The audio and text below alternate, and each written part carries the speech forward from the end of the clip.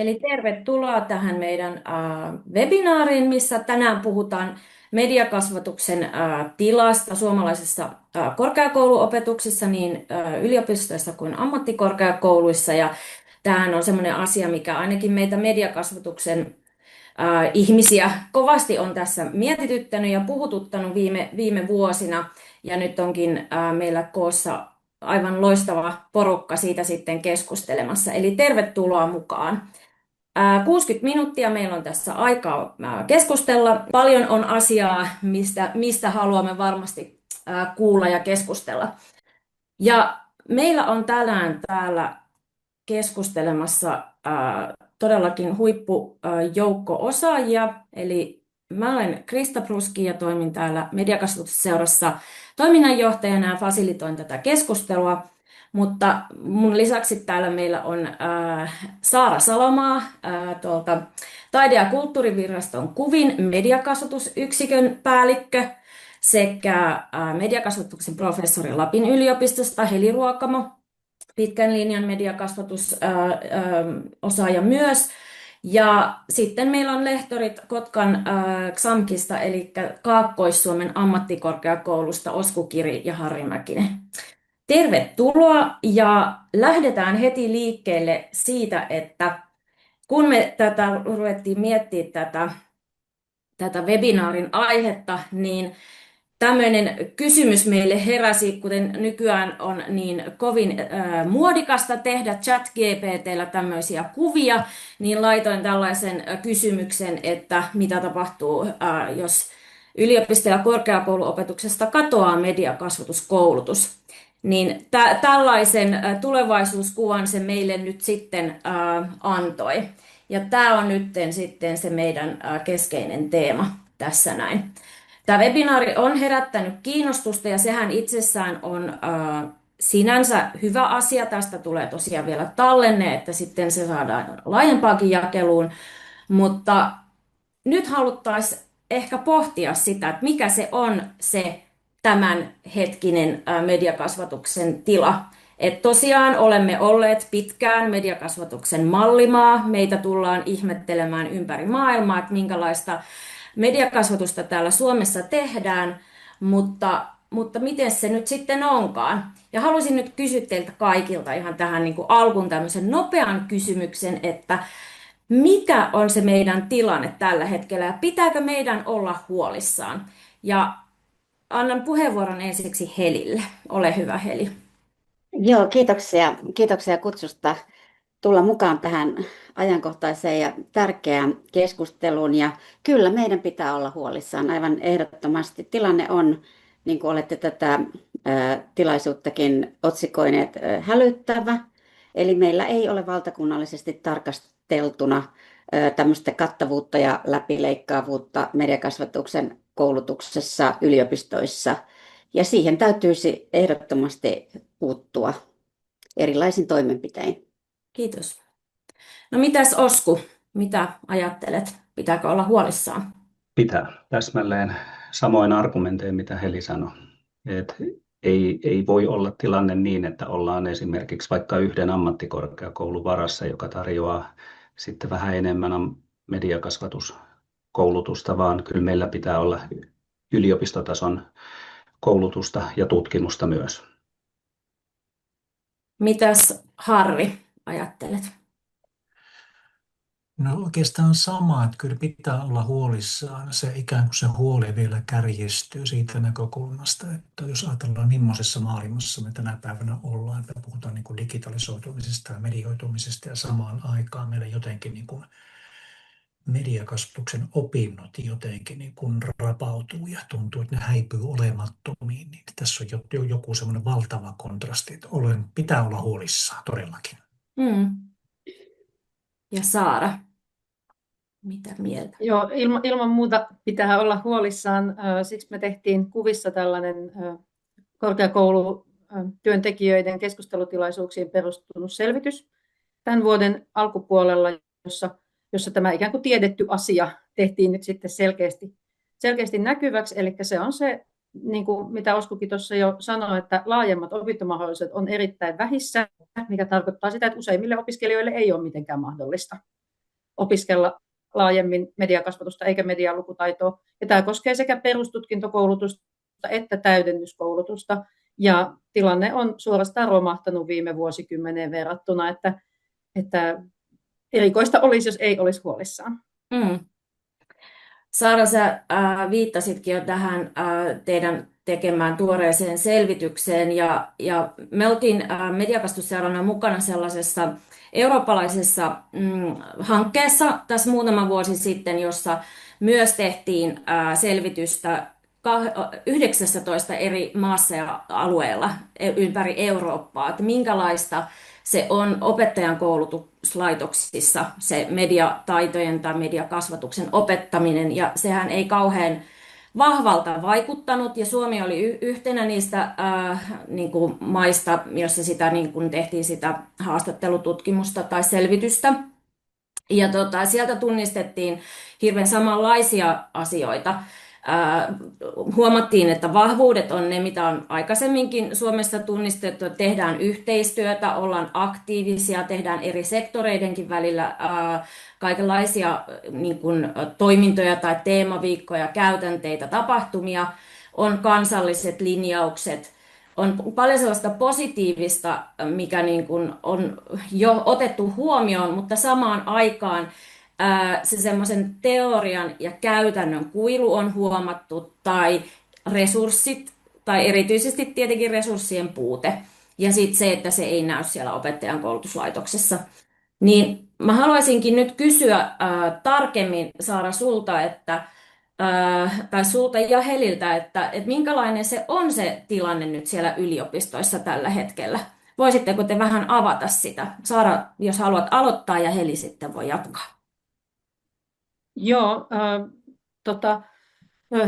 tässä yliopistojen välillä on tosi isot erot Suomessa ollut siis jo pitkään. Me tehtiin 2017 opiskelijoille tehty kysely, ja siellä esimerkiksi niin kuin opiskelijoiden tyytyväisyys, no suurin osa sanoi, että eivät ole tyytyväisiä mediakasvatuksen määrään, mutta se tyytyväisyys vaihteli sillä lailla, että siinä missä tyytyväisimmissä yliopistoissa olevista opiskelijoista yli kolmannes oli sitä mieltä, että tämä on ihan ok, niin sitten niin kuin ikään kuin huonoimmassa yliopistossa tässä se oli alle 10% opiskelijoista, jotka oli tyytyväisiä siihen tarjontaan. Ja silloin tilanne oli huomattavasti parempi kuin nyt. Eli tällainen tämä on tämä tilanne. Ja voisin kyllä just sanoa tähän, mitä viittasit noihin linjauksiin, ja Harrikin toi tässä esille, että meillähän on aivan valtava tällainen ristiriita olemassa, että linjaus- ja politiikkatasolla, melkein sektorilla kuin sektorilla, nostetaan medialukutaidon merkitystä, oli sitten EU, maailma tai Suomi se konteksti, ja sitten se ei kuitenkaan konkretisoitu sellaisiksi rakenteiksi, jotka ylläpitäisi mediakasvatuksen opetustarjontaa, tai ei realisoitu sellaisena työnantajina, jotka haluaisi maksaa siitä osaamisesta, sanotaan nyt vaikka kuntatyöntekijät opettajien täydennyskouluttamisesta. Ja siinä on kyllä tosi kestämätön ristiriita, että todetaan, että meillä on tämmöinen kansalaistaito, joka on ihan välttämätön demokratian ja yhteiskunnan rauhankin kannalta, ja sitten oletetaan, että se edistyy siellä itsekseen ilman mitään kunnon strategisia investointeja, niin on se erikoinen tilanne. Mutta mitä vielä tähän opettajan koulutukseen, Heli varmasti sitten vielä täydentää, jossain määrin toki on just sitä, että integroidaan niitä mediakasvatuksen opintoja muihin kursseihin, mutta siinä sitten haasteeksi ainakin tuli silloin aikanaan meidän opiskelijakyselyssä se, että opiskelijat, se on välillä integroitu niin hyvin, että opiskelijat ei huomaa mitään. Eli opiskelijoista puolet sanoi, että heillä ei ollut mediakasvatusta opinnoissa, vaikka sitä opetussuunnitelman mukaan olisi pitänyt olla. Niin siinä tietysti voi kysyä sitten, että onko sitä ihan oikeasti sitten kauhean eksplisiittisesti opetettu, jos opiskelija luulee, että ei ole sitä opiskellut. Mutta Heli tietää paljon tästä Lapista erityisesti ja tietysti opettajan koulutuksesta muutenkin, kun heillä on siitä niin pitkä kokemus. Haluatko Heli jatkaa? Joo, meillähän tosiaan Lapin yliopistossa alkoi jo 1997 mediakasvatuspainotteinen luokanopettajakoulutus, ja itse tulin tänne 2000 takaisin taloon ja alettiin sitten kehittää pääainetta ja sivuaineita ja maisteriohjelmia ja pyritty integroimaan hyvin vahvasti kaikkiin kasvatusalan koulutusohjelmiin mediakasvatusta, mutta nyt sitten ollaan siinä samassa tilanteessa kuin muutkin yliopistot, eli pääaine lakkautetaan, sivuaineet lakkautetaan, olen erittäin huolestunut siitä, että mikä on tilanne valtakunnallisesti opettajan koulutuksen osalta sekä mediakasvatuksessa että digitalisaatioon liittyvässä osaamisessa ei tuoteta tasalaatuista osaamista ö, kentälle.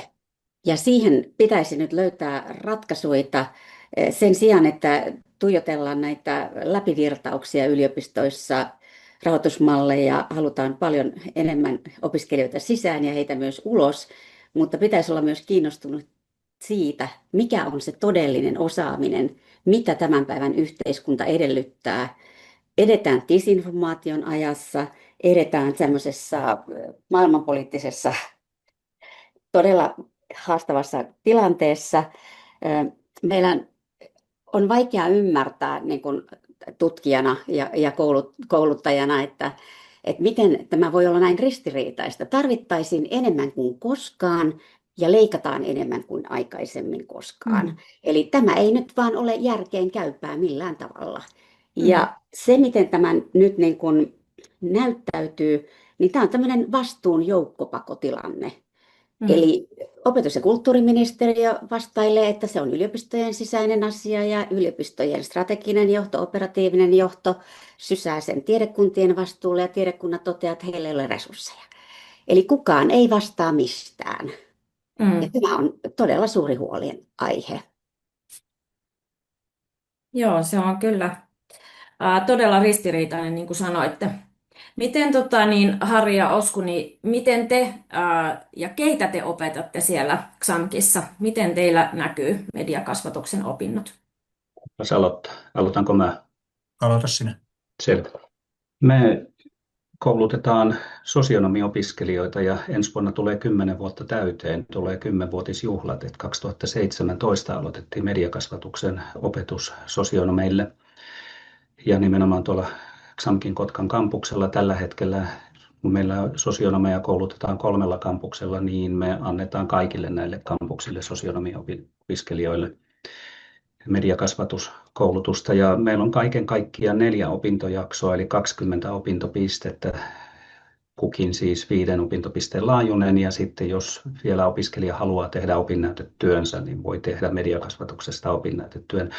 Et meillä, miten se nyt sanoisi, tietenkin ollaan ylpeitä siitä, mitä me tehdään, mutta jotenkin niin kuin samanaikaisesti vähän niin kuin nolottaa se, että kun kuuntelee, mitä valtakunnassa muutoin tapahtuu, niin että oltaisiin sitten yhden ainoan ammattikorkeakoulun varassa, että jossa niin kuin pikkasenkaan enemmän. Että niin kuin aikaisemmin tuossa totesin, niin meiltähän loppuu kohta myös sitten materiaali, jonka varassa opetetaan, kun viimeisimmät relevantit tutkimukset, jos ei lasketa Saaran väitöskirjaa mukaan, niin on sitten yli 10 vuoden takaa suurin piirtein, että tarvitaan sitä yliopistokoulutusta ja tutkimusta.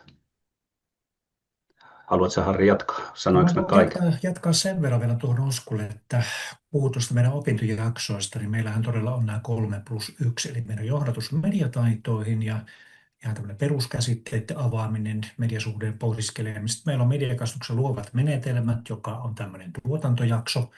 Sitten meillä on vielä kriittinen ajattelu ja mediakasvatuksen ilmiö, joka on tavallaan tuo mukaan niin kuin media-analyysin, plus sitten vielä, että meillä on pelikasvatuksen perusteet, jossa on niin kuin peliä ja leikkiä ja pelisuhdetta ja ongelmallista pelaamista ja tämän tyyppistä. Syytä ajatella tästä meidän jutusta, että se on ennen kaikkea niin kuin huolella rakennettu kokonaisuus. Että nämä jaksot niin kuin tukee toinen toisiansa, että siellä on perussisällöt on varmistettu opettajien toimesta, että varmaan on niin kuin läsnä ja puhumattakaan, että mediakasvatuksen menetelmät. Mehän keskustellaan niin kuin tosi niin kuin paljon. Et erotuksena ehkä muissakin ammattikorkeakouluissa on tämmöisiä yksittäisiä jaksoja johonkin tiettyyn mediakasvatuksen osaan zoomattu nuorisotyön tai jonkin tämmöisen digitaalisen hyvinvointiin, mutta me ollaan pidetty tärkeänä sitä, että meidän muodostaa tavallaan kokonaisuuden. Ne on meillä täydentävässä osaamisessa, että tavallaan niin kuin opettajilta tarvitaan, että voisiko sanoa tämmöisiä markkinaponnisteluita, että, niin, että varmasti niin kuin ihmiset havahtuu näiden niin kuin löytää näiden jaksojen äärelle, mutta tuo kai tuosta meidän tarinoista riittää.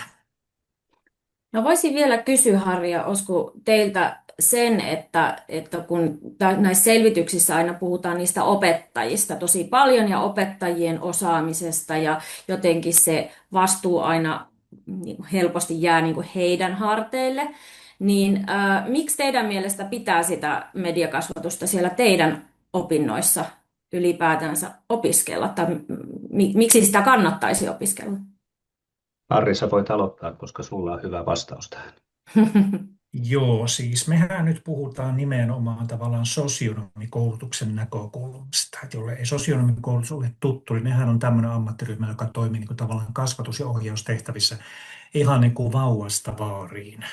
Että tavallaan sosionomithan on tavallaan niin kuin ammatillisesti täydellisessä positiossa sen suhteen, että he pystyvät havaitsemaan, että jos me ajatellaan digitalisaatiota ja medioitumista, että millaisia haasteita nämä tavallaan niin kuin aiheuttaa erilaisten asiakasryhmien niin kuin arkeen. Et sitä kautta, siitä tämä lähtee tämä niin kuin meidän innostus. Me ajatellaan niin, että ei me voida tavallaan niin kuin myöskään niin kuin sosiaalialan kentälle laskea näihin kasvatusohjaustehtäviin sellaista porukkaa, joka ei ole jotenkin niin kuin tietoinen, joka ei niin kuin ole vastaanottimet on asennossa niin kuin digitalisoitumisen ja niin kuin medioitumisen niin kuin mukanaan tuomisiin arjen haasteisiin. Siihen meidän opiskelijat niin kuin törmää. Ja siksi mekin jotenkin tähän aikanaan hurahdittiin, vai miten meni Osku? Kirjaimellisesti, juuri noin. No niin. Olisitko sä halunnut Osku vielä lisätä siihen jotain? Ei oikeastaan mun tarvitse tuohon, painottaisin samoja asioita, eli just tätä asiakaskunnan laaja-alaisuutta ja sitten nimenomaan juuri sitä vielä, että no sen voisi nostaa esille, että tässä asiakaskunnassa on sitten paljon sellaisia, joiden puolia ei kukaan muu pidä. Eli siellä on sellaisia syrjäytymisvaarassa olevia väliinputoajia, jotka kuitenkin kohtaa sitten nämä arjen haasteet, mitä muutkin kansalaiset kohtaa ja useasti sitten vielä niin kuin huomattavasti voimakkaammin ja kertautuvammin johtuen siitä heidän asemastaan yhteiskunnassa. Niin siksi me ollaan pidetty ihan alusta pitäen hyvin tärkeänä sitä, että niin ajatellaan muitakin kuin lasten ja nuorten parissa olevia, vaan ajatellaan niitä, jotka menee kentälle nimenomaan näiden muidenkin asiakasryhmien pariin. Juuri näin. Joo. Ja tästä huomataan, että mediakasvatus kuuluu kaikille, että ikäryhmästä riippumatta ja taustasta riippumatta. Helilla on käsi pystyssä. Ole hyvä. Joo, sen verran tosiaankin komppaan edeltäviä puhujia, että on kyseessä tällainen vauvasta vaariin kasvatustehtävä, joka koskee kaikkia elinkeinoelämän ja yhteiskunnan osa-alueita. Eli se ei ole joidenkin asia, vaan se on kaikkien asia. Ja meidän täytyisi rakentaa näitä koulutusohjelmia sillä tavalla, että, ja myöskin noita ammattipositioita, että se sisään rakennetaan se edellytys opiskella näitä asioita. Me eletään postdigitalisaation ajassa. Samalla tavalla kun opettajilta arvioidaan tavalla tai toisella opetustaitoa, pitäisi arvioida myös tätä median lukutaitoa. Joidenkin arvioiden mukaan Suomessa on tällä hetkellä jo 800 000 lukutaidotonta aikuista, kun otetaan huomioon, mitä tarkoittaa lukutaito perinteisesti ja mitä tarkoittaa digitaalinen lukutaito. Meidän on todellakin herättävä tähän ongelmatiikkaan. Meidän täytyy määritellä se osaamisalueeksi, jota täytyy osata, että työllistyy. Ne täytyy olla sisään kirjoitettuja niissä työpaikka ilmoituksissa. Ja ne täytyy olla sisäänkirjoitettuja sinne koulutusohjelmiin, eikä se kyllä haittaisi, jos opiskelijat ymmärtäisivät, että he myös ovat tulleet opiskelleeksi mediakasvatusta ja digitalisaatioon liittyviä kysymyksiä. Että se olisi ihan hyvä asia. Tämä kriittinen lukutaito on erittäin haastava asia tämän päivän yhteiskunnassa. PISA-tulokset tippuu, me tiputaan tästä mediakasvatuksen kärkiasemasta. Meidän ei ole varaa siihen suomalaisessa yhteiskunnassa. Pitää varmaan pystyä nimeämään myös ja konkretisoimaan sitä paremmin siinä arjessa ja työelämässä. Saaralla oli käsi. Ole hyvä, Saara. Joo, tosiaan kun mainittiin, että tämä kuuluu kaikille, niin haluan tällaisen niin kuin pienen ilon kipinän, en nyt ihan toivon kipinäksi asti tätä sanoa, mutta pienen ilon kipinän mainita siis, että tässä meidän selvityksessä niin oli 2 tahoa, jotka olivat niin kuin suhteellisen tyytyväisiä oman alansa tilanteeseen, ja ne oli informaatioalalla toimivat, eli käytännön ammattilaisia ajatellen kirjastoalaa kouluttavat ammattikorkeakoulun ja yliopiston edustajat. Eli heillä oli sellainen tuntuma, että no ensinnäkin tietysti informaatioala hirveän hyvin jo niin kuin yleiset opinnot tukee tukee medialukutaitoa ja kriittistä lukutaitoa, mutta sitten sen lisäksi niin kuin kummassakin oli tarjolla myös sitten niin kuin tämmöistä mediapedagogista kurssia niille, jotka sitten suuntautuu just esimerkiksi kirjaston asiakastyöhön. Ja mitä Heli just tuossa sanoi, että pitäisi niin kuin myös työnantajien tähän reagoida, niin ainakin omiin silmiini on nyt niin kuin sattunut useampikin, vaikka en edes etsi töitä kirjastosta, omankin silmääni on sattunut niin kuin useampikin kirjastoalan työpaikkailmoitus, jossa on ihan lukenut selkeästi, että tähän työhön kuuluu sitten mediakasvatus. Tai että arvostamme niin kuin tätä mediakasvatuksen osaamista. Että kyllähän niin kuin tiedetään, että kirjastot ovat rakastetuin palvelu Suomessa, kaikki rakastavat kirjastoja, niin tästä saisi kyllä työnantajat ottaa sitten oppia muuallakin tästä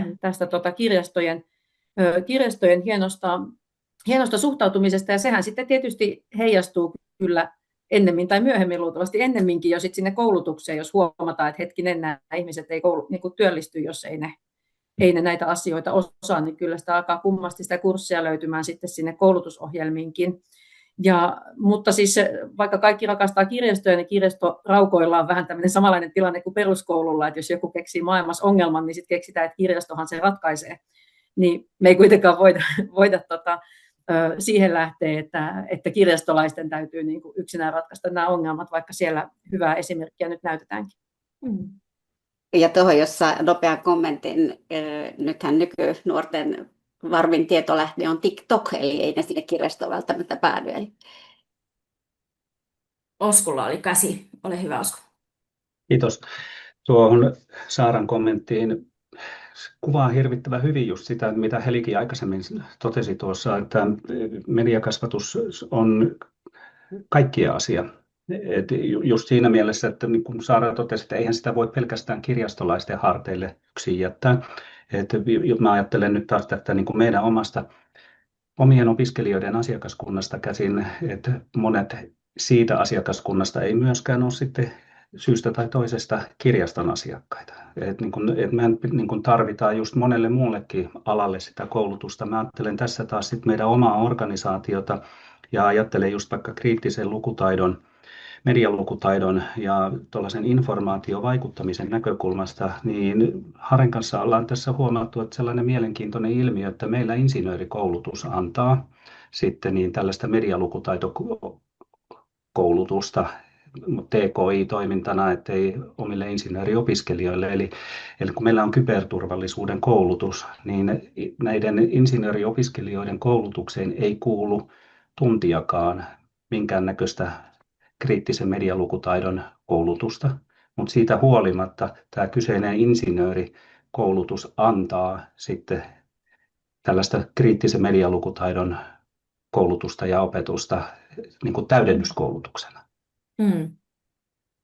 Niin, että se ristiriita tulee niin kuin tässäkin kohtaa vähän, että ymmärretään, että se on tärkeää ja tarpeellista, mutta sitten se ei välttämättä näy siellä peruskoulutuksessa.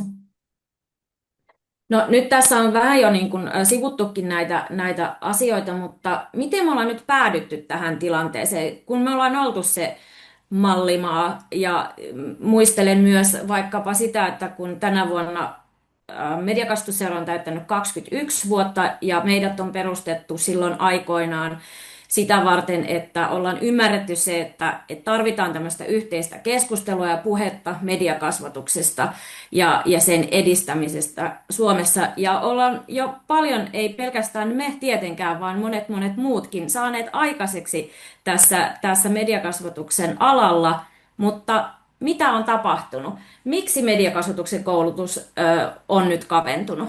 Ja helppo vastaushan on tietenkin raha, mutta mitä kaikkea muuta siellä on taustalla? Miksi sitä haastetaan? Heli voi aloittaa. Joo, kiitos. Ainakin kun ajattelee tuosta niin kun opettajan koulutuksen näkökulmasta, mistä meilläkin lähdettiin liikkeelle, niin se ei ole mitenkään suosittu sivuaine ollut opettajille. Se ei tuota pätevyyslisiä, erikoistumislisiä, ei anna mahdollisuutta jatkaa aineenopettajakoulutukseen. Eli otetaan koulussa opetettavia aineita sivuaineeksi, josta saadaan mahdollisia palkankorotuksia ja mahdollisuuksia. Eli sellainen valinnaisuuden tarjoaminen, niin se ei ole mielestäni ratkaisu näihin ongelmiin, vaan meidän täytyy laittaa mediakasvatuksen koulutus, digitalisaation osaaminen läpileikkaavaksi kaikkiin koulutusohjelmiin ja edellyttää sen osaamista ja arvioida osaamistasoa läpileikkaavasti. Eli se on nyt ainakin yksi. Ja sitten tietysti mun mielestä alkaa jo näkyä se kansainvälisten opiskelijoiden kiinnostumattomuus Suomesta siinä mittakaavassa kuin aikaisemmin, että me ei enää olla niin mallimaa, kun me ollaan annettu ymmärtää tai olemme olleet. Eli se alkaa näkyä ja tähän niin kun maineen menetykseen ei ole varaa. Kiitos. Saara. Joo, toi on ihan olennainen kysymys opettajan koulutuksessa, just toi opetettava aine. Eli itse asiassa mulla ei ole itselleni siihen vahvaa mielipidettä, mutta olen vaan huomannut, että sanotaan tässä viimeisen 2 vuoden aikana on taas niin kuin tullut enenevässä määrin niitä puheenvuoroja, että pitäisikö sen kuitenkin olla opetettava aine. Niin kuin esimerkiksi media, lukutaito, digitaidot, tämän tyyppinen, että kun ei se niin kuin tunnu sillä läpileikkauksella menevän, mä en siihen osaa sillä lailla ottaa kantaa, mutta se on selvä niin kuin just opettajille, että sitähän otetaan, millä työllistytään. Ja Heli jo aikaisemmin viittasikin siihen, että toi on tosi iso vaikutus, toi opiskelijoiden puskeminen ulos opinnoista minimipisteillä. Eli silloinhan ei oteta muuta kuin just ne, millä valmistut. Ja ei muuta kuin ulos sieltä koulusta. Eli se syö niin kuin ihan ylipäätään meidän korkeakoulutettujen ihmisten sivistystasoa. Ei se ole pelkkä mediakasvatus edes tässä, vaan niin kuin yleinen sivistyksen ja ajattelun heikentyminen, kun ei ole aikaa syventyä, ei ole aikaa laaja-alastua, täytyy vaan sisään ja ulos. Sitten koulutuspolitiikassa on tehty rahoitukseen ja ohjaukseen liittyviä ratkaisuja, jotka on heikentänyt mediakasvatusta. Ei varmaan kenenkään tarkoituksella, mutta mediakasvatus on jäänyt niin kuin ikään kuin oheistuhon kohteeksi. Eli esimerkiksi viime vuosikymmenellä oli vielä ammattikorkeakouluille tarjolla tämmöistä toiminnallisten erikoistumisopintojen rahaa, missä esimerkiksi työssä olevat ammattilaiset, jotka huomasivat, että he tarvitsevat mediakasvatusosaamista, niin he pystyivät, olisiko se nyt ollut vuoden verran suunnilleen, mitä se kesti se toiminnallinen erikoistumisopiskelu mediakasvatukseen. Se on poissa ihan sen takia, että rahoitus tämmöisille poistettiin. Sitten oli toi vahva pusku viime vuosikymmenellä siihen, että maisteriopintojen pitää olla kansainvälisiä, että houkutellaan kansainvälisiä opiskelijoita. No niin houkuteltiinkin, mutta se kansainvälinen setti ei sitten enää houkutellutkaan suomalaisia opiskelijoita. Koska se menetti relevanssiinsa niille suomalaisille opiskelijoille. Ja sitten kun ilmaiset opinnot meni, niin se menetti relevanssin niille kansainvälisillekin opiskelijoille. Eli niin kuin, että tässä on paljon tehty tämmöistä. Ja sitten se opiskelija ja opintokato, niin nehän ruokkii semmoista kuolemanspiraalia niin kuin yhtä aikaa. Että ei opeteta, kun ei ole opiskelijoita, mutta milläs opiskelija kiinnostuu, jos ei ole opintotarjontaa. Että Kyllä. se on niin kuin tämmöinen meni sekä muna että kana niin kuin yhtä aikaa. Kiitos. Joo, Heli ja sitten Harri. Joo, tosi hyviä kommentteja juurikin näin, että ne maisteriohjelmat, niiden maksullisuus oli iso haaste ja myöskin markkinointiin liittyviä haasteita. Kansainvälisten opiskelijoiden integroiminen suomalaiseen yhteiskuntaan ei ole kovin helppoa, eli miten he sitten työllistyy tänne, kun heillä ei ole suomen kielen taitoa. Ja myöskin tämä identiteettikriisi näillä pääaineopiskelijoilla silloin, kun oli ensin se suomenkielinen maisteriohjelma, niin he eivät tienneet, mitä heistä tulee isona. Jos sä menet opettajan koulutuslaitokseen, sinusta tulee opettaja. Mutta mikä sinusta tulee, kun sä olet mediakasvattaja? Eli monilla jäi niin kuin opinnot sitten vähän vaiheeseen, kun ei ollut sitä selkeää suuntaa, mihin ollaan menossa. Ja tässä on juurikin tämä muna-kana-ongelma todella suurena, koska samaan aikaan meidän pitäisi nostaa korkeakoulutettujen määrää. Me ollaan jääty kansainvälisessä vertailussa alhaalle. Meidän pitäisi päästä 50-70%. Se ei suomalaisen yhteiskunnan tarjonnalla onnistu. Me emme pysty kouluttamaan 70% ikäluokasta yliopistoissa ja korkeakoulussa. Se ei ole mahdollista, laskematta rimaa. Kiitos. Ja Harri? Mulla on muutama pointti, mitä on jo tavallaan niin kuin sanottu. Jos mä nyt kerron niin kuin meidän omien opiskelijoiden näkökulmasta, niin kyllähän meillä niin kuin, esimerkiksi ammattikorkeakoulut ja niin kuin koulutusjärjestelmässähän on semmoisia niin kuin rakenteita, jotka jotenkin niin kuin puskee opiskelijat semmoiseen putkeen, että mahdollisimman nopeasti, ilman minkäänlaisia sivujuonteita, niin mahdollisimman nopeasti valitset näitä opintoja, pulpahat sitten ja valmistut, ja ei mitään tämmöisiä valinnaisaineiden seikkailua, johon menee niin kuin aikaa ja tuhraantuu ja vaikka mitä. Toinen pointti on semmoinen, että kyllä mä luulen, että niin kuin Osku kanssa tänä aamulla tästä haasteltiin, kyllä mä luulen, että vähän niin kuin poliittinen ilmapiirikin on nyt vähän semmoinen, että niin leikataan järjestöiltä ja sitten, että mä tunnen, että niin kuin tiettyjen poliittisten tahojen niin kuin kautta, niin media on niin kuin koko, niin kuin Yleisradio esimerkiksi, niin koko ajan jotenkin tietyllä tavalla niin kuin tiettyjen niin kuin poliittisten kantojen niin kuin hampaissa. Plus sitten semmoinen, Osku ja minähän käytetään opintojaksolla paljon puhutaan tästä Brenskin diginatiivista niin kuin myytistä, niin kyllä että jotenkin jää välillä aina semmoinen olo, että hetki, onko tämä myytti vielä jossakin tavalla, niin kuin se kurkkii nurkan takaa, että onko se jotenkin vielä niin kuin hengissä, kun miettii meidän ops-työtä ja miettii meidän harjoitteluita ja kokemuksia niin kuin kentältä, niin vähän tulee semmoinen, että tarviiko ne ja eikö ne jo osaa, ja sitten juostaan vähän niin kuin itse vaan kasvatusammatilla, juostaan jonkin tämmöisen teknisen osaamattomuuden tai muun niin kuin taakse, että on tässä varmaan monenlaisia tekijöitä matkassa mukana, mutta mulle ei ole muuta kuin Osku lisätä jotain. Ole hyvä, Osku. Joo, tuosta voisin jatkaa ihan täsmälleen samassa asiassa, että tuo mitä Harri kuvasi siitä, että miten esimerkiksi nyt me törmätään päivittäin lähestulkoon tähän diginatiivimyyttiin, mikä myytiksi on määritelty, niin se tulee sekä kollegoiden että sitten voisi sanoa, että ylemmän tahon että myös opiskelijoidenkin puolesta. Että opiskelijat on monet sitä mieltä, että he osaa jo, ei he mitään tarvi. Ja sitten taas talon johto on niin kuin sitä mieltä, että no ne osaa jo, ei ne mitään tarvi. Ja kollegat on sitten sitä mieltä, että niin me ei osata mitään, ei me uskalleta. Niin, se on semmoinen niin kuin tekemätön paikka, ehkä vähän kärjisti, mutta niin kuitenkin sellainen tekemätön paikka, mutta tuo on ihan niin kuin konkreettista, että kun Harri viittasi aikaisemmin siihen, että me joudutaan aika paljon tekemään sellaista jalkatyötä ja markkinoimaan meidän opiskelijoille tätä meidän opintokokonaisuutta, niin suurin syy siihen, miksi jotkut opiskelijat eivät valitse meidän mediakasvatusta, on juuri se, että he on sitä mieltä, että he osaa jo ja he samaistaa medialukutaidon someosaamiseen. Et siinä ei niin kuin pääse mitään vielä kertomaankaan, kun ollaan jo niin kuin tässä vaiheessa, että kaikki on kunnossa. Niinpä. Pakko sanoa tuohon väliin, että se on kiinnostavaa sinänsä, kuinka pitkään hallitusohjelmissa on vaikka niin kuin digitalisoiminen tai kaikkien asioiden digitalisoiminen ollut kauhean tärkeä kärkihanke, mutta sitten tämä kasvatuksellinen puolihan siitä on niin kuin unohtunut ihan täysin, että se ehkä myös rupeaa näkymään tässä, että kuvitellaan olevan niin kuin parempia tai huonompia sitten kuin ollaankaan, että ei sitä tarvita. Mutta Saaralla oli käsi, Helillä ja sitten Oskulla. Sitten mennään vähän eteenpäin.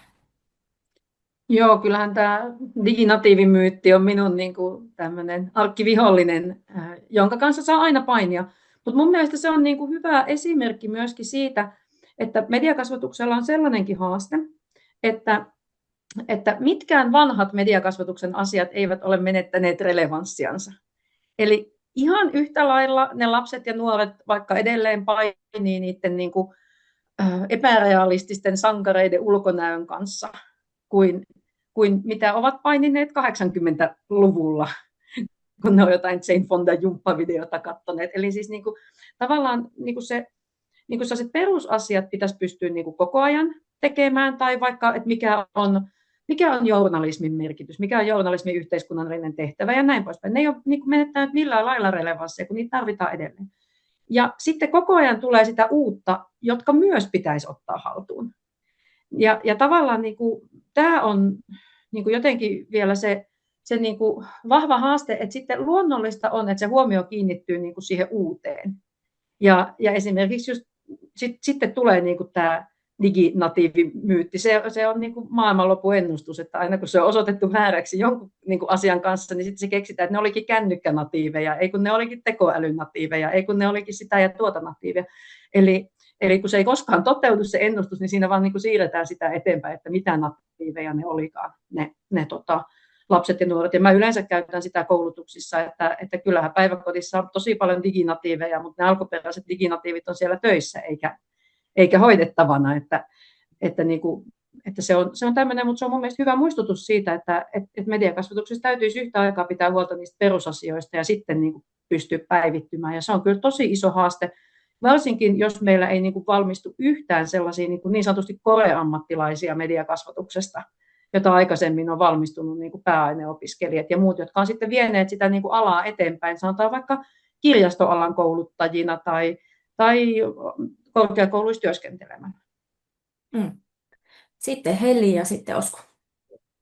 Joo, mä haluaisin tuoda tähän keskusteluun mukaan myöskin sitä näkökulmaa niin kuin pedagogista puolta, eli todellakin mediakasvatus ei ole nappulatekniikkaa, että osataan käyttää jotakin tiettyjä softeja ja painella nappuloita, pitäisi olla sitä kriittistä ajattelukykyä ja lukutaitohan pitää sisällään myös sen tuottamisen näkökulman.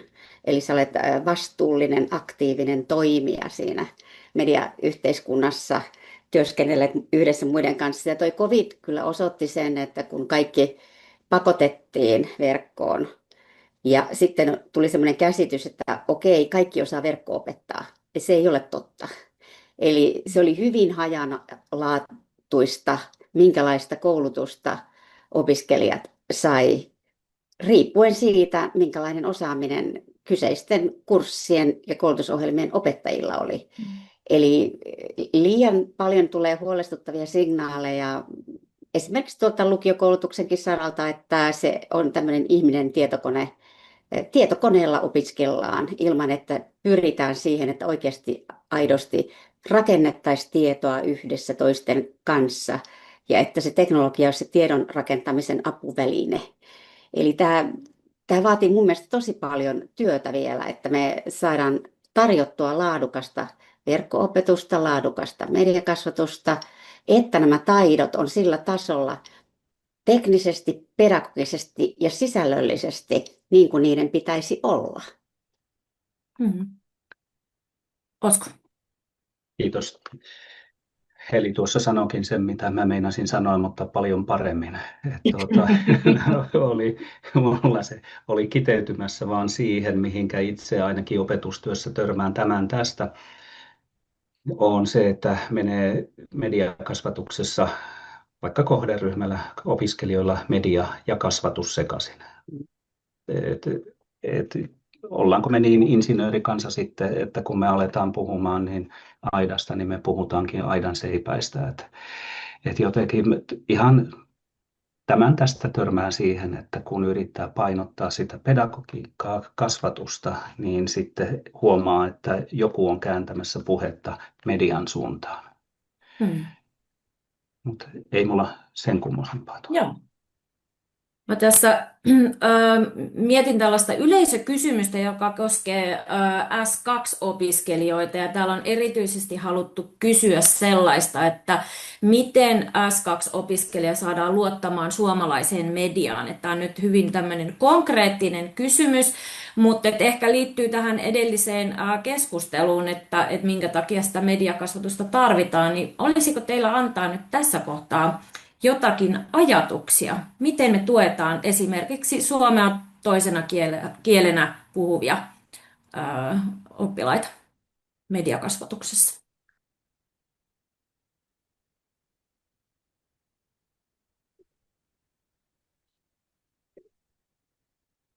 Tämmöinen lyhyt tiivi vaikeista kysymyksiä.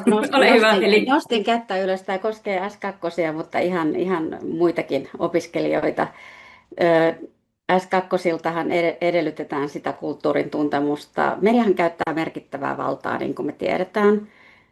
Poliittinen koneisto käyttää merkittävää valtaa. Sitten on olemassa tällaista hallinnon valtaa. Ja kaikki ovat kiinni tässä informaatiovaikuttamisessa hyvin vahvasti. Eli olipa se opiskelijan tausta mikä hyvänsä, niin meidän pitäisi pystyä tarjoamaan välineitä osata tulkita mediaa oikealla tavalla. Eli mehän ollaan dis- ja malinformaation parissa. Ja tuossa aikaisemmin puhuttiin tästä poliittisista ulottuvuuksista, niin kyllä tämä oikeistopopulismin nousu on yksi, ei pelkästään niin kuin akateemisen vapauden uhka, vaan myös niin kuin sivistyksen uhka. Eli nyt tarvitaan entistä järeämpiä työkaluja, että me taistellaan niin kuin oikean tiedon puolesta ja tiedon yhteisöllisen rakentamisen puolesta. Hyvä. Kiitos Saara.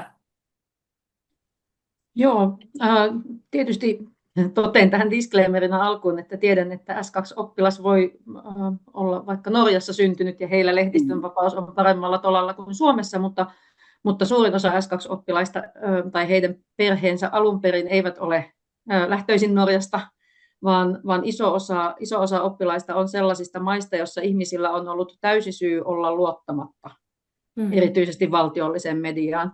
Eli lehdistön vapaushan on niin kuin poikkeus maailmassa. Sen tasoinen lehdistö kuin Suomessa ja Pohjois-Euroopassa on, niin on maailmassa niin kuin pieni vähemmistö. Ja sen takia on niin kuin tärkeää, että myös opettaja osaa sitten aloittaa, niin kuin, tai siis tässäkin kohtaa just se, että ymmärretään niitä mediakasvatuksen perusteita, esimerkiksi sen, että mistä luotettava journalismi syntyy, eli ei niin kuin oleteta, että oppilaat luottaisivat vaikkapa Yleen, vaan sen takia, että sanotaan, että meillä on tämmöinen valtion media ja se kertoo totuuden. He saattaa olla hyvinkin omakohtaista kokemusta totuuden kertovista valtion medioista, vaan niin kuin tavallaan se, että osataan kertoa se prosessi, että minkä takia me pidetään luotettavana vaikka niin kuin JSN:ään sitoutuneita medioita. Mutta sitten myös ihan se siis käytännön kokemus, Eli eihän niin kuin lähtökohtaisesti ihmiset luota sellaiseen, mikä ei ole tuttua. Ja perheissä, jossa kotikieli on joku muu, niin saattaa olla, että heillä on niin kuin myös se seurattava media joku ihan muu kuin Yle tai Hesari tai Maikkari tai Lapin Kansa.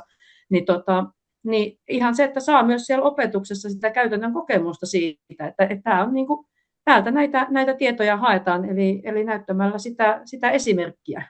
Et nyt me haetaan tätä tietoa säännöllisesti, vaikka luetaan lehteä tunnilla, että se muodostuu normaaliksi tavaksi. Joo. Sitten annetaan Oskulle ensin ja sitten Heli sinulle ja sitten mennään ratkaisuihin. Pääsette kertomaan niistä. Kiitos. Krista, keskeytä minun, jos mä poikkean liikaa aiheesta, mutta kun mä teen pienen ekskursion tuonne S2 ulkopuolelle, ihan natiivi suomenkielisten puolelle tästä luottamuksesta journalistisiin lähteisiin, kun tämä nyt on tämmöinen oma henkilökohtainen havainto, voin olla väärässäkin, en tiedä onko Helillä vastaavanlaisia havaintoja tai onko siitä tehty mitään ihan tutkimustakin, mutta tuolla omien opiskelijoiden parissa minua on hämmästyttänyt jo jonkun aikaa sellainen, että esimerkiksi kaupallista mediaa pidetään huomattavasti luotettavampana kuin esimerkiksi Yleisradiota. Että epäluottamus Yleä kohtaan, joka on siis julkisrahoitteinen, on huomattavasti suurempi kuin luottamus kaupalliseen mediaan. Ja jos ajattelee niin menneitä vuosia ja vuosikymmeniä, kun tilanne oli toisaalta ihan toisenlainen. Tietysti jos mennään tarpeeksi kauas, niin ehkä Ylen kohdalla tilanne oli toisenlainen silloinkin, mutta joka tapauksessa, että sitä ei pidetä enää muotettavuuden kriteerinä, että on julkisrahoitteinen media. Tämä on ihan maailmanlaajuinen ilmiö. Niin, kyllä. Joo, kyllä. Joo, ja sitten kun Saara mainitsi tuossa näitä norjalaisia, mehän Pohjoismaissa eletään aika lailla lintukodossa verrattuna noihin todellisiin suurvaltoihin, että jos me ajatellaan lehdistön vapautta Kiinassa esimerkiksi, onko sitä ylipäätään olemassakaan, ei ole, se on osa poliittista koneistoa, yhdysvaltalainen media, miten kriittisesti pystytään siihen suhtautumaan ja miten sitten nämä valtaa pitävät oikeasti käyttää sitä todellista valtaa. Heillä on rahaa, heillä on valtaa, he käyttää mediaa omien intressiensä läpiviemiseen. Eli tämä on todellakin iso ongelma ja mitä tulee tuohon median luotettavuuteen, niin mainitsit Saara sen Lapin kansan, niin mä ilolla huomasin, että Lapin kansan päätoimittaja Suvi Tanner sai vastikään palkinnon journalistisen riippumattomuuden edistämisestä, eli sananvapauspalkinnon, ja hän on meiltä valmistunut mediakasvattaja, eli olemme hyvin tyytyväisiä, että olemme onnistuneet joissakin rekrytoinneissa ja saaneet sitten ihmisille hyviä työpaikkoja tulevaisuudessa. Miten nyt kun me ollaan nyt maalattu tätä aika surkeata mediakasvatuksen tilaa, niin nyt me päästäisiin niin kuin miettimään niitä ratkaisuja. Eli mitä tälle asialle voitaisiin tehdä ja kenelle tämä vastuu kuuluu? Eli minkälaisia ajatuksia teillä tai vastauksia teillä voisi olla, ja ehkä jos olisi sellainen toiveiden tynnyri, mitä te niin kuin toivoisitte, että tässä sitten tulevaisuudessa tulisi tapahtumaan. Aloitetaanko Harrista? Toiveiden tynnyri. Voi, olisi pitänyt Tämä on tämä helpoin kysymys, että saa toivoa ja miten tämä kaikki ratkaistaan. Kysymys oli muuten ok, kun lopettaa mennä sitä toiveiden tynnyriä. Mutta ehkä tuohon nyt muutama asia, että niin jos asiat on näin surkealla tolalla niin kuin ne nyt on, niin mun mielestä jotenkin niin semmoinen lisää julkisuutta, näkyvyyttä, tämmöisten mediakasvatuksen tarpeiden konkretisointia, jos sen jonkun pitää tehdä, niin just tämän tyyppisen porukan, joka nyt on koolla. Että niin meidän pitää paukuttaa sitä rumpua, että Jumalan kautta on tärkeä asia ja tälle pitää niin kuin tehdä jotakin. No mediakasvatusfoorumissa, kun tuli tuosta kysymys, että kenen vastuulla, niin joo, kaikkien vastuulla, ja mä kirjoitin tänne omiin muistiinpanoihin aikaisemmin, että kaikkien niin kuin aikuistenkin niin kuin vastuulla. Mediakasvatusfoorumissa törmäsin semmoisen herrasmiehen Jyväskylästä, joka oli niin kuin poikien jalkapallovalmennuksessakin mukaan, että hän kuulee jatkuvasti joka hemmetin treeneissä niitä pojilta jotain semmoista puhetta liittyen niin kuin sosiaaliseen mediaan, että hän ajatteli, että hetkinen, että hänen pitäisi puuttua tähän itse asiassa mediakasvattajana. Että kuinka moni meistä onkaan tavallaan sen näkemyksen kanssa kartta, että hei, että mullakinhan on rooli tässä. Sitten sanon vielä kolmantena lyhyesti sen, että nyt kun oli nämä uudet linjaukset, niin sieltäkin saatu bongata niin kuin jotain, niin me on Osku voi tähän sitä varmaan jatkaakin, niin me korostetaan nyt ehkä tässä kohtaa uusissa linjauksissa tämmöistä toimijuuden niin kuin vahvistamista, että meillä on hakemus sisällä siitä, että Kymenlaakson mediakasvattajat saataisiin jotenkin niin kuin verkostoitumaan ja jotenkin niin kuin samalle sivulle tunnettaisiin toisimme, että mitä me niin kuin tehdään. Että ehkä leveämmillä hartioilla päästä sitten näiden kansallisten niin kuin linjaustenkin kimppuun. Mun mielestä nämä linjaukset sinällään on tosi hyvä, että sieltä löytyy tosi paljon semmoista käsikassaraa, mikä suorastaan puskee siihen, että hei, alueellisesti ottakaa se porukka kokoon ja miettikää, mitä te voitte tehdä porukalla. Ei muuta tähän kohtaan. Se on jo hyvä konkreettinen ajatus. Eli puhutaan kansallisista medialukutaidon ja mediakasvatuksen linjauksista, uunituoreista sellaisista. Olisiko Saara seuraavaksi? Ja tuolla Päivi oli jo kommentoinut nopeasti, ihan vaan katson, että ei asiat ollut niin kauhean huonosti kuin tässä ehkä maalailtiin. Ja se on hyvä, että tuodaan esiin myös niitä onnistumisia. Se on tärkeää. Mutta ole hyvä, Saara. Joo, siis kyllä mä tästä kriisitietoisuudesta jatkaisin, mitä nyt Harri tuossa äsken nosti esille, että jos sitä ei tehdä, jos ollaan ikään kuin vaan, että ei sitä nyt niin tarvikaan, niin ei sitä kyllä kukaan muukaan tee. Se on ihan varma. Eli että kyllä niin kuin, tavallaan mahdollisimman moni päättäjä ja toimija pitäisi ikään kuin laittaa semmoisen radikaalin rehellisen kysymyksen äärelle, että tarvitaanko me nyt jatkossa medialukutaitoa vai eikö me tarvita. Ja toimet sitten sen mukaisesti. Mä ajattelen niin kuin historiasta sitä, että kun ensimmäinen mediakasvatusviranomainen, eli mediakasvatus- ja kuvaohjelmakeskus perustettiin, niin siitähän oli taustalla esimerkiksi mediakasvatusseura, monet tutkijat, monet vaikuttajat niin kuin vahvasti puski sitä, että Suomeen tarvitaan niin kuin tämmöinen kokoava, koordinoiva toimija. Ja se sitten onnistui. Eli niin kuin asioita pystyy tekemään, kun on niin kuin semmoinen vahva tahtotila ja sitten niin kuin vähän niin kuin tuossa oli puhetta, että tarvitaan jalkatyötä, että saa opiskelijat kurssille, niin kyllä sitä niin kuin jonkunlaista vähintään symbolista jalkatyötä sitten varmasti tässäkin asiassa tarvitaan, että saadaan niin kuin ne päätöksentekijät, oli ne sitten tiedekunnissa tai ministeriössä tai puolueissa, niin ymmärtämään se, että jotain tarvitsisi tehdä. Ja nythän niin kuin koulutuspolitiikkaahan tehdään ministeriössä ja sitä tehdään niin kuin ministeri käskee tekemään, että nyt esimerkiksi olisi niin kuin mainio aika kaikilla eri toimijoilla olla yhteyksissä päättäjiin, niin kuin esimerkiksi ensi hallituskauden asioissa. Jos haluaa vaikuttaa, niin nyt on varmaan se aika. Hallitusohjelmia tehdään koko ajan, ellei ole jo kaikki valmiinakin, mutta siihen varmasti vielä voi vaikuttaa, että se on hyvä muistutus. Osku, mitäs ajatuksia? Jos kaikkea saa toivoa, niin nyt kun taustat on kunnossa, niin mä toivon, että ketju kuntoon. Eli nythän tässä on merkittävä katkos sitten oikeastaan, että jos meillä on viranomainen, mutta sitten meillä meinaa yliopistoista koulutus kuolla ja sitten ammattikorkeakoulussa on jotakin ja sitten meillä on kenttä, niin ei tämä ketju ei ole ehjä. Tämä ketju mun mielestä pitää myös olla kunnossa, että jokainen meistä tekee sitä omaa osuuttaan ja merkittävää osuutta, mutta sitten jos siellä on iso aukko siinä ketjussa, niin kyllähän se on rampa se kokonaisuus. Kyllä. Entä Heli? Joo, juuri näin. Eli ollaan hyvin tietoisia tästä. Nämä hallituksen politiikkaohjelmat on työn alla, vaalit lähestyy, meillä on mahdollisuus yrittää löytää puolesta puhujia. Me ollaan lähestytty poliitikkoja jo. Meillä on hyvä yhteys täällä Lapin kansanedustajiin. Odotamme audiensseja ministeriöihin kysymään, että mitä te oikeasti aiotte tehdä näille asioille, että se leikkaaminen ei ole nyt se ratkaisu, millä parannetaan asioita, vaan niillä oikeasti niin kuin heikennetään asioita.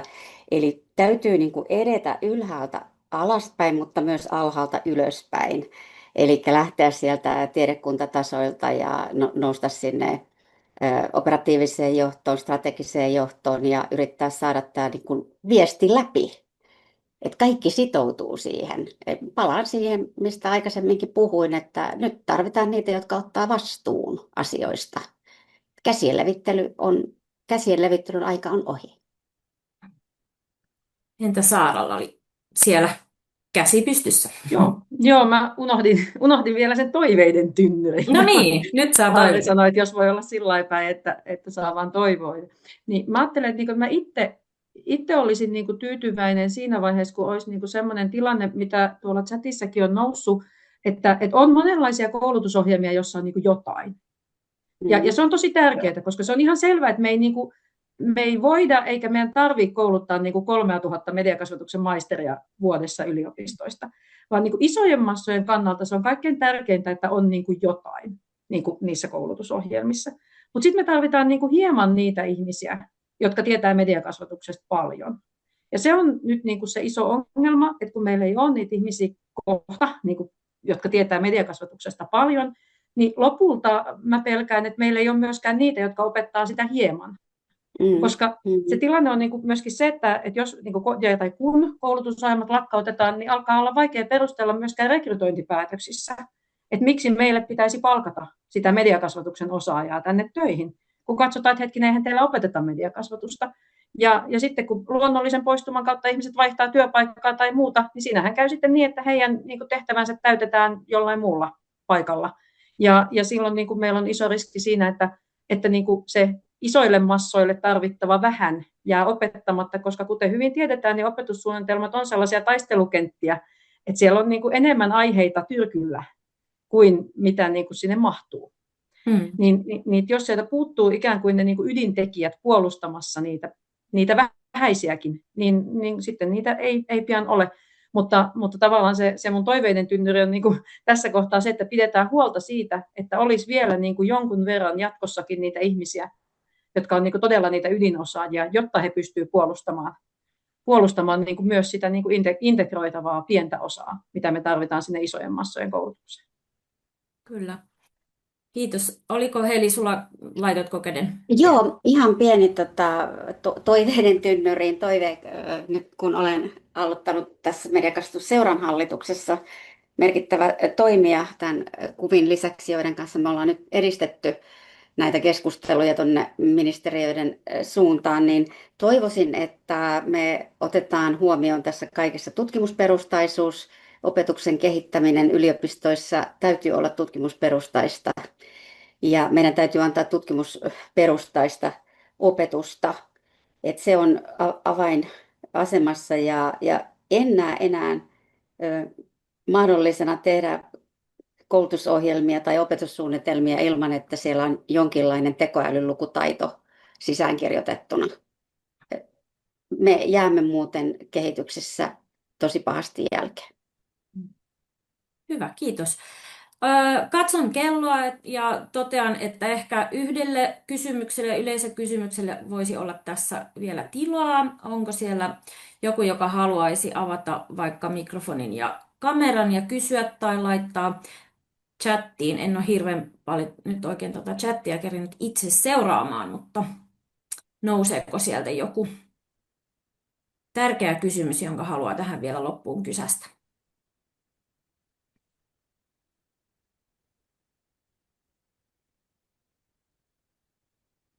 Ei ehkä nouse, mutta tehdään niin, että jokainen saa vielä tässä sanoa vielä viimeiset terveiset, jos on nyt vielä jotain jäänyt sanomatta, minkä haluaa nyt tuoda tässä esiin, että miten me pysytään jatkossakin maailmalla Suomina mediakasvatuksen mallimaana, niin kuka haluaa aloittaa? No, jos aloitanko on tässä Ihan lyhyesti. omalla Joo. ruudulla vasemmanpuoleinen, eli meidän täytyy kiinnittää huomiota kokonaisturvallisuuteen ja ehdottomasti sitten tähän kehittyvien teknologioiden tarjoamiin mahdollisuuksiin ja haasteisiin. Kiitos. Olisiko Mä Osmo voin. seuraavana? Okay. Sano vaan Saara. Niin, no mä ehkä lähtisin siitä, että täytyy vahvistaa sitä ajatusta, että pelkillä juhlapuheilla tämä asia ei edisty. Ja sitten myöskin se, että pitää kiinni tästä vahvasta niin kuin poikkiyhteiskunnallisuudesta, joka on ollut suomalaisen mediakasvatuksen vahvuus. Ja edelleen pidän kiinni siitä, että olemme siinä kohtaa mallimaa toistaiseksi, toivottavasti jatkossakin. Kiitos. No sitten Osku ja Harri.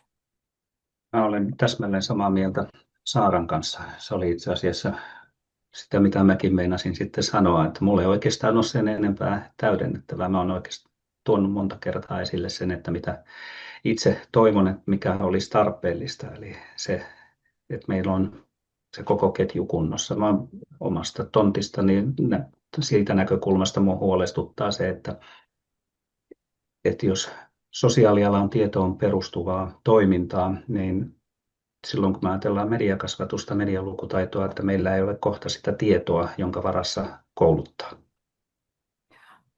Ja Harri vielä saa viimeiset sanat. Viimeiset sanat olivat tässä se, että niin lyödään hynttyitä yhteen esimerkiksi alueellisesti, pidetään ääntä, annetaan äänemme kuulua tässä asiassa ja vaikutetaan sitä kautta. Hienoa. Omasta puolestani kiitos kaikille keskustelijoille ja mukavaa loppupäivää. Moikka!